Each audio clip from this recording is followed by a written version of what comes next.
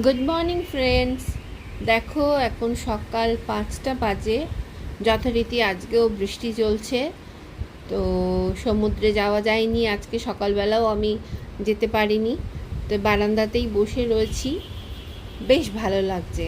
আর এই বর্ষায় এই জন্যই তো সমুদ্রে আসা, পুরীতে আসা, যে বৃষ্টিটা এনজয় করা। ভালো বৃষ্টি হচ্ছে আর সমুদ্রের গর্জন ভীষণ রকম চলছে, ফুলে ফেঁপে উঠছে একদম। আজকে পূর্ণিমা লেগে যাবে সন্ধেবেলা, গুরু পূর্ণিমা। তো কালকেই আমার পুজো, কালকেই হবে। তো আজকেই লেগে যাচ্ছে পূর্ণিমা, তো সেই জন্য পূর্ণিমার সাথে তো সমুদ্রের বা জলের তো কানেকশান থাকেই, সেটা তো তোমরা নিশ্চয়ই জানো। তো সেই জন্য আরও গর্জে উঠছে সমুদ্র। বেশ ভালো লাগছে এখানে বসে থাকতে। একটা হালকা হাওয়াও আসছে, খুব বেশি হাওয়া আসছে না, একটা হালকা হাওয়া আছে, বেশ আরাম, মানে খুব সুন্দর একটা, বেশ আরাম লাগছে।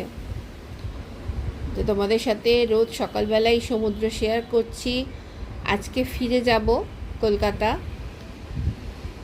দুদিনের পুরীর ট্রিপ শেষ হয়ে গেল। তো তোমাদের তো ওয়েলকামই বলা হয়নি। Friends, welcome back to my channel Dhrubatara. আজকে গুড মর্নিং দিয়েই ব্লগটা শুরু করে দিলাম। যাই হোক, তো দেখো এখন আবার বৃষ্টিটা একটু কমলো, কিন্তু মেঘ একদম ভীষণভাবে হয়ে রয়েছে, যে কোনো সময়ই নামবে। এখনও রাস্তার লাইটগুলো সব নেভানো হয়নি, কিছু কিছু লাইট দেখো জ্বলছে, দেখালাম তোমাদের। এই লাইট পোস্টগুলো কিন্তু দেখতে খুব সুন্দর লাগে, আর রাত্রিবেলা অন্ধকারে যখন জ্বলে তখন কিন্তু বেশ লাগে। দেখো আমার বারান্দা থেকে যতটা দেখা যায়, অনেকটা দূর অবধি দেখা যায়। বারান্দাটা এত সুন্দর একটা জায়গায়, বেশ অনেকটা দেখা যায়। এবারে চা খাবো, চাটা খেয়ে তারপরে আজকে আমাদের রুমটা ছেড়ে দিতে হবে। এমনিতে ভিক্টোরিয়া ক্লাবের রুম ছাড়ার সময় হলো 7টার সময় সকালবেলা, আর চেক ইন হলো 9টার সময়, আর চেক আউট হলো 7টার সময় সকালবেলা। তো আজকে আমাদের 7টায় ছাড়তে হবে না, কারণ ওনারা বলেছেন যে 8টা 10-15 মধ্যে ছেড়ে দিলেই হবে রুমটা। তো দেখো সৌগতর চাও বানানো হয়ে গেছে। এই কাজটা সকালবেলা সৌগতই করে, আমি করি না। ভালোই লাগে, কেউ একটু চা বানিয়ে দিলে খেতে বেশ লাগে। তো আমরা খুব লাইট লিকার খাই, তো একটা ব্যাগ দিয়ে আমাদের টি ব্যাগেই আর কি দুজনের 2 কাপ চা হয়ে যাচ্ছে। দেখেছো মেঘটা কীরকম হয়ে রয়েছে, এক্ষুনি আবার নামবে ওই মেঘটার, বৃষ্টিটা রেডি হচ্ছে। তবে আমার বারান্দাটা একটু বেশ সুন্দর ভেতরের দিকে, তো সেই জন্য বৃষ্টির ঝাড়টা অতটা আসে না। খুব জোরে যখন পড়ছে তখন মাঝে মাঝে আসছে। দেখো চা খেয়ে আমরা স্নান টান সেরে ফ্রেশ হয়ে একদম নেমে এসেছি নিচে। নিচে ওখানেই রিসেপশনেই সমস্ত লাগেজ রেখে দিয়েছি। ওনারা বলেছিলেন এখানেই লাগেজ রেখে দিয়ে আপনারা আপনাদের মতো ঘুরবেন, কোনো অসুবিধা নেই। দিয়ে এসেছি। দেখো এটা হলো ভিক্টোরিয়া ক্লাবের রেস্টুরেন্টটা। রেস্টুরেন্টটা আমরা একদিনও এসে খাইনি, রোজই আমরা ঘরে রুম সার্ভিস নিয়েছি, এবং রুম সার্ভিস নেওয়ার জন্য 10% ডিসকাউন্টও পেয়েছি। এটা একটা খুব ভালো ব্যাপার আমার মনে হয়েছে, যেহেতু প্রিমিয়াম রুম সেই জন্য তার সাথে একটা 10% ডিসকাউন্ট ছিল। তো এইটা দেখো এদের মেন ডোরটা ভেতর থেকে বেশ সুন্দর। রেস্টুরেন্টটা ছিমছাম সাজানো, সুন্দর বেশ। তো আমরা এখন এখানে ব্রেকফাস্ট করব। ব্রেকফাস্ট করে অবশ্যই কফি খাবো, খেয়ে তারপরে বেরোবো। তো বিলের ক্লাস আছে আজকে জাপানিজের, তো সেই জন্য ও হোটেলেই থাকবে, ওর নিচেই কোথাও বসে ক্লাসটা করে নেবে, অনলাইন ক্লাস, তো অসুবিধা নেই। আর দেখো যখন চেক আউট করলাম বিলিংয়ের সময় এই ব্যাগটা ভিক্টোরিয়া ক্লাব থেকে দিল। চলো দেখি এর ভেতরে কি কি রয়েছে। তো একটা একটা করে খুলে বের করি। প্রথমেই যেটা রয়েছে সেটা হলো জয় জগন্নাথ। এই দেখো জগন্নাথ দেবের একটা সুন্দর ছবি রয়েছে। আর আরেকটা মানে আমার চিন্তা ভাবনাও তোমাদের সাথে শেয়ার করব, আগে দেখে নিই এর মধ্যে কি কি আছে, ইনবক্স করে নিই। এইটা দেখো বিলটা সুন্দর করে একটা সুন্দর ব্যাগে দিয়েছে।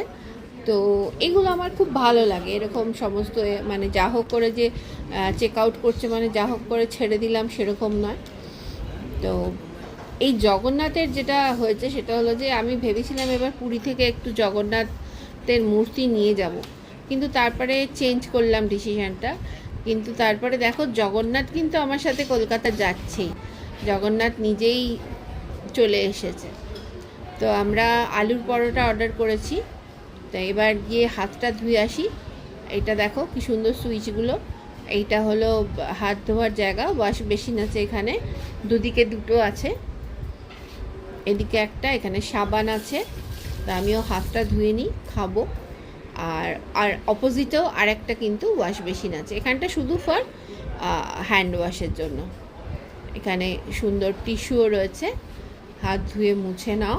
এই দেখো এদিকেও একটা ওয়াশ বেসিন আছে। আমার বেশ ভালোই লাগলো, পরিষ্কার পরিচ্ছন্ন আর ছিমছাম, বেশি হিজিবিজি করে সাজানো নয়।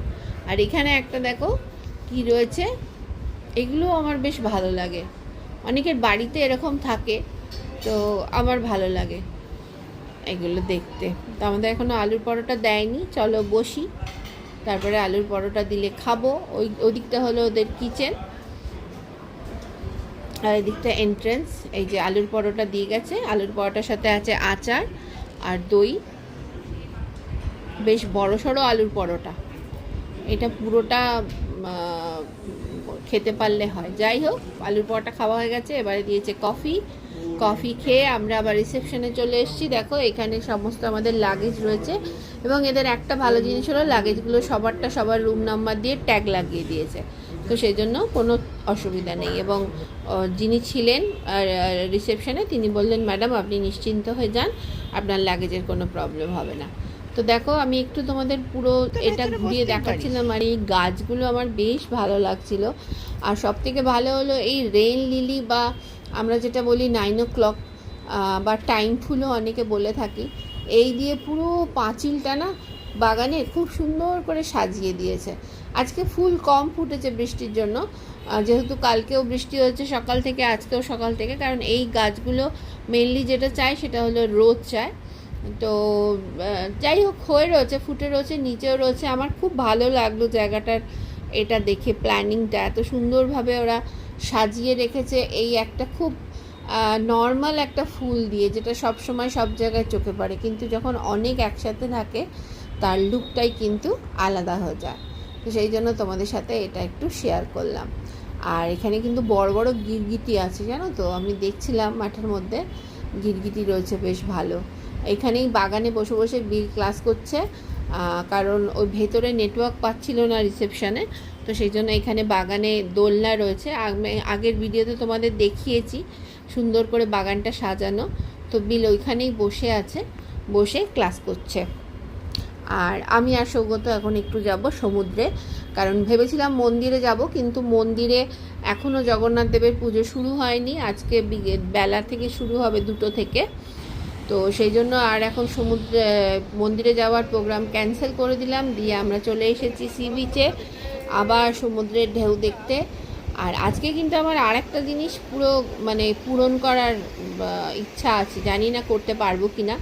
সেটা হলো যে আমার পায়ের ওপর সমুদ্রের জল আসে পড়ছে, সেটার ছবি তুলবো। কালকে অনেক চেষ্টা করেছি কিন্তু করতে পারিনি।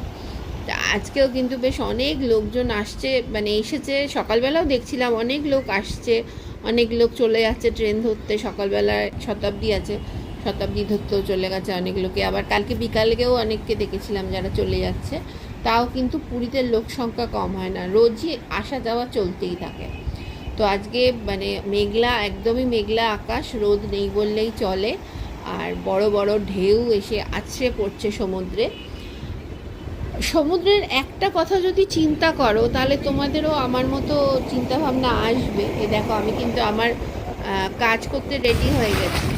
আর সব থেকে মজা হলো এই ঢেউটা যখন এলো, আমার পাটা ঠিক ছিল, কিন্তু এমন জোরে ঢেউটা এলো আমি সামলাতে পারিনি, কিন্তু পড়ে যাইনি ক্যামেরা নিয়ে, নিজেকে শক্ত করে ধরে রেখেছিলাম। একটু খুব সাংঘাতিকভাবে ঢেউটা এসেছিলো। তো আমার এই স্বপ্নটাও আমি পূরণ করলাম, কিন্তু আমার জামা কাপড়টা অনেকটাই প্রায় কোমর অবধি ভিজে গেছে, কারণ আগের ঢেউটা অনেক বড় ছিল।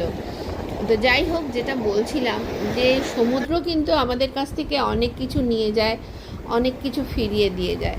সেরকমই যদি চিন্তা করো, যেমন ধরো সমুদ্রের সামনে বাচ্চারা খেলা করছে, ঠিক আছে, তো একটা ঢেউ এসে বাচ্চাগুলোর খেলনা হয়তো নিয়ে চলে গেল, ঠিক আছে, সে তো দৌড়ে দৌড়ে গিয়েও ধরতে পারলো না, কারণ সমুদ্র যখন নিয়ে চলে যায় অনেক ফাস্ট চলে যায়। তো তখন ছেলেগুলোর সমুদ্রের ওপর ভীষণ রাগ হলো, নিশ্চয়ই তাকে ভীষণভাবে করলো যে না দেখো আমাদের খেলনা নিয়ে চলে গেল, হ্যাঁ এরকম বললো। কিন্তু আবার হয়তো একটা মানুষ, সে হয়তো সমুদ্রের পাড়ে দাঁড়িয়ে আছে নিজের মনে, হঠাৎ খুব ভ্যালুয়েবল একটা জিনিস তার পায়ের কাছে হয়তো সমুদ্র দিয়ে চলে গেল, তখন সেই সমুদ্র সম্বন্ধে কি চিন্তা করবে, দেখো কত সুন্দর সমুদ্রটা আমাকে এইটা দিল। তো এরকম অনেক কিছু সমুদ্র নিয়ে চলে যায়, আবার অনেক কিছু দিয়ে দিয়ে যায়। তো সেক্ষেত্রে আমরা যতই সমুদ্রের প্রশংসা করি আর যতই সমুদ্রের নিন্দা করি, সমুদ্রকে বাজে কথা বলি, সমুদ্রের কিন্তু গায়ে লাগে না। দেখো সে কিন্তু পুরো সমস্ত কিছু ধুয়ে নিয়ে চলে যায়। যে পাড়ে লিখলো এই সমুদ্রটা ভীষণ বাজে, আবার কেউ লিখলো এই সমুদ্রটা খুব ভালো, কিন্তু সমুদ্রের তাতে কিচ্ছু এসে যায় না। সমুদ্র কি করবে, আবার আসবে, তার ঢেউ দিয়ে সেই লেখাটা মুছে দিয়ে চলে যাবে, কিন্তু সমুদ্রই থেকে যাবে। সেই জন্য আমার মনে হয় আমাদেরও না সমুদ্রের মতো বিশাল বড় হওয়া উচিত, যে আমাদের সম্বন্ধে কে নিন্দে করলো, কে আমাদের বদনাম করলো আর কে আমাদের প্রশংসা করলো, সেটাকে নিয়ে একদমই গায়ে মাখা উচিত নয়, এবং সেটাকে নিয়ে একদমই আনন্দ বা দুঃখ করারও কিছু নেই। আমরা যদি এরকম সমুদ্রের মতো হতে পারি যে তার একটা ঢেউ আসবে সমস্ত মুছিয়ে দিয়ে চলে যাবে, তাহলে কিন্তু আমাদের জীবনটা খুব সুন্দর হবে। আমার একটা নিজের ভাবা একটা তোমাদের সাথে শেয়ার করলাম, জানি না তোমাদের কিরম লাগলো, এটা ঠিক কিনা আমাকে একটু কমেন্ট করে জানিও। যদি আমরা সমুদ্রের মতো হতে পারি না, তাহলে আমাদের জীবনটা সত্যি অনেক সুন্দর হয়ে যাবে। দুদিনের জন্য তো এই পৃথিবীতে আসা, তার মধ্যে কেন এত ঝগড়া মারামারি সব কিছু। দেখো দেখলে কাঁকড়া কিরম দৌড়ে গেল, এগুলোও আমি কিন্তু তোমাদের জন্য শেয়ার করার জন্য আমি তোলার চেষ্টা করেছি, কিন্তু মানে গর্তে ঢুকে পড়ছে কাঁকড়া। ওই তখন বড় ঢেউটা ওই জন্যেই এসে গেছিলো, আমি কাঁকড়া দেখছিলাম আর ঢেউটা এসে গেছিলো, আমি খেয়াল করিনি। যাই হোক, যেটা বলছিলাম, তো আমরাও কিন্তু যদি আমাদের সম্বন্ধে কে বদনাম করলো, কে নিন্দে করলো, কে বাজে কথা বললো, আর কে ভালো কথা বললো, কে প্রশংসা করলো, কে গাছে তুললো মই দিয়ে, তারপরে মই কেড়ে নিল, এসব যদি না চিন্তা করে না সমুদ্রের মতো যদি বিশাল বড় আমাদের মনটাকে রাখতে পারি, তাহলে কিন্তু আমাদের কোনো চিন্তা নেই, আমরা খুব ভালো থাকবো। কারণ পৃথিবীতে তো দুদিনের জন্য আসা, তার মধ্যে বিভিন্ন রকমের সমস্যা, বিভিন্ন রকমের আনন্দ, বিভিন্ন রকমের অনেক কিছু আছে। তো সমস্যাগুলোকে নয় বাদই দিলাম, আনন্দগুলোকেই বেছে নিলাম, মানুষের খারাপটা নয় নাই দেখলাম, মানুষের ভালোটাই দেখলাম, তাহলেই তো আরও ভালো হবে, তাই না? যাই হোক, অনেক জ্ঞান ঠ্যান দিয়ে দিলাম। আমার মাঝে মাঝে এরকম অনেক জ্ঞান দিতে ইচ্ছা করে, কারণ আমি নিজেকেও জ্ঞান দিই, তো সেই জন্য। দেখো সমুদ্র আর আকাশ মিশে গেছে, আজকে চলে যাব। মনটা একটু কোথাও দুঃখ দুঃখ হচ্ছে, আবার ভাবছি না ঠিক আছে বাড়ি ফিরবো, আবার নেক্সট অগস্ট মাসেও আমার একটা বেড়াতে যাওয়ার প্রোগ্রাম আছে, তো সেই জন্য আরও এক্সাইটেড। যাই হোক, তো খুব ভালো কাটালাম, দুটো দিন এত সুন্দরভাবে কাটলো, ভীষণ ভালো লাগলো। বেশ অনেক দিন পরে গত বছর পুরী এসেছিলাম, সাথে বোনরাও এসেছিল, সেটাও একটা খুব মজার ট্রিপ ছিল। আমরা কার নিয়ে এসেছিলাম, আমাদের বাসের টিকিট ক্যান্সেল হয়ে গিয়েছিলো, তো সেটাও একটা খুব ভালো ট্রিপ ছিল, আর এটাও খুব ভালো ট্রিপ হলো। তো যাই হোক, আমরা ফিরবো বন্দে ভারতে। তো আমরা চলে এসেছি এখন স্টেশনে, সমুদ্রকে টাটা বাই বাই করে আমরা স্টেশনে এসে গেছি। এখনও প্ল্যাটফর্ম নাম্বার দেয়নি বন্দে ভারতের। তো স্টেশনে অনেক কিছু চেঞ্জ হয়েছে, অ্যাকচুয়ালি কি গত বছর তো আর আমি স্টেশনে আসিনি, তো গত বছর অনেক বছর পর আমি পুরী স্টেশনে এলাম। তার আগের বারেরটাও বোধহয় আমরা বাসে এসেছিলাম না কিছু হবে, তো অনেক বছর পর এলাম পুরী স্টেশনে। তো অনেক চেঞ্জ হয়ে গেছে স্টেশন, মানে বুঝতে পারছি না কোথায় কি। যাই হোক, ওই ভেতর দিকে গেলে ট্রেন পাবো। এই দেখো বন্দে ভারত দিয়ে দিয়েছে, কিন্তু তার প্ল্যাটফর্ম নাম্বার এখনও দেয়নি। বন্দে ভারতের 1:55 ছাড়বে। তো আমরা টাইমলি এসে গেছি স্টেশনে। তবে পুরী স্টেশনটা কিন্তু অনেক বড় করেছে, অনেক ডেভেলপমেন্ট আছে। লাস্ট বোধহয় আমরা 16তে বোধহয় ট্রেনে এসেছিলাম পুরী, তারপরে আর ট্রেনে করে আসা হয়নি। এখানে দেখো একটা জগন্নাথ টেম্পলের একটা ইনফরমেশন সেন্টার করেছে, এটা দেখে বেশ ভালো লাগলো। সেজন্য তোমাদের সাথে শেয়ার করলাম। যারা নতুন আসছো পুরী বা কিছু, এখান থেকে কিন্তু টেম্পল সম্বন্ধে সমস্ত রকম ইনফরমেশান পেয়ে যাবে। আর কিছু কিছু খুব সুন্দরভাবে জিনিসপত্র ওরা বানিয়ে রেখেছে, সেটাও ভালো লাগলো। দেখো আমাদের ট্রেন এসে গেছে প্ল্যাটফর্মে, 2 নম্বর প্ল্যাটফর্মে দিয়েছে। তো ট্রেন থেকে প্রথমে আমরা দাঁড়িয়েছিলাম প্ল্যাটফর্মের সামনেটা, কারণ কাতারে কাতারে লোক নামছিল, নেমে মানে পুরীতে তারা আসছে আর আমরা ব্যাক করছি। হতেই পারে, কারণ আজকে স্যাটারডে, অনেক মানুষই আসবে উইকেন্ড কাটাতে পুরীতে। তো আমাদের এবারে পড়েছে একদম 13, একদম সামনের দিকে যেতে হবে, মানে হাওড়া স্টেশনে গিয়ে আর আমাদের বেশি হাঁটতে হবে না, এটাই একটা ভালো।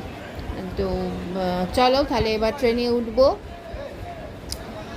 বেশ ভালো ভিড় আছে, মানে বন্দে ভারতে অনেক লোক, প্রচুর লোক।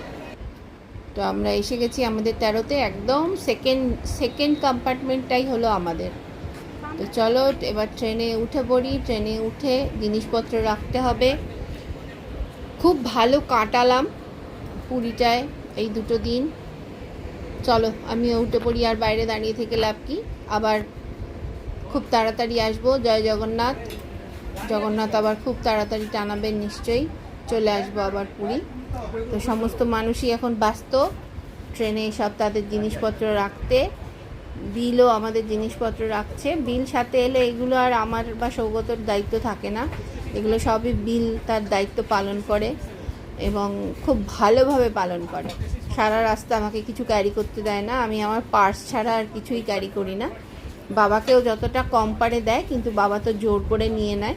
যাই হোক, তো আমাকে দেয় না, আমাকে কিছুই ক্যারি করতে হয় না। বিল যদি সাথে থাকে আমাকে কিছুই ক্যারি করতে হয় না। এই যে দেখো আমরা ট্রেন ছেড়ে দিয়েছে, আমাদের লাঞ্চ হয়ে গেছে, মোটামুটি ভালোই ছিল লাঞ্চটা, খুব খারাপ ছিল না। আইসক্রিম খেতে খেতে আমি বাইরেটা দেখছি, বৃষ্টি পড়ছে, দেখতে দেখতে যাচ্ছি।